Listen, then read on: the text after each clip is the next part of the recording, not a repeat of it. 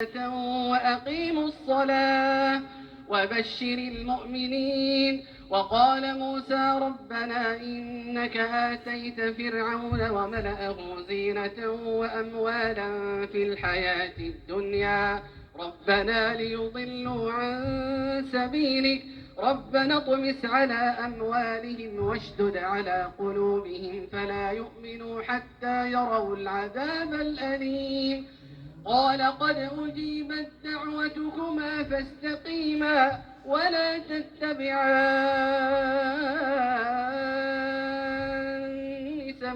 قال قد أجيبت دعوتكما فاستقيما ولا تتبعان سبيل الذين لا يعلمون. وجاوزنا ببني إسرائيل البحر فأتبعهم فرعون وجنوده بغيا وعدوا حتى إذا أدركه الغرق قال آمنت أنه لا إله إلا الذي آمنت به بنو إسرائيل وأنا من المسلمين.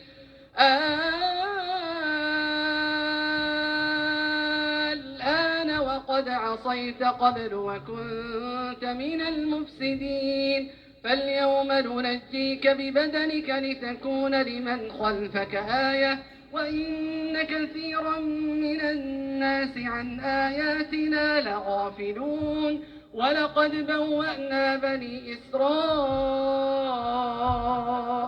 مبوأ صدق ورزقناهم من الطيبات فما اختلفوا حتى جاءهم العلم إن ربك يقضي بينهم يوم القيامة فيما كانوا فيه يختلفون.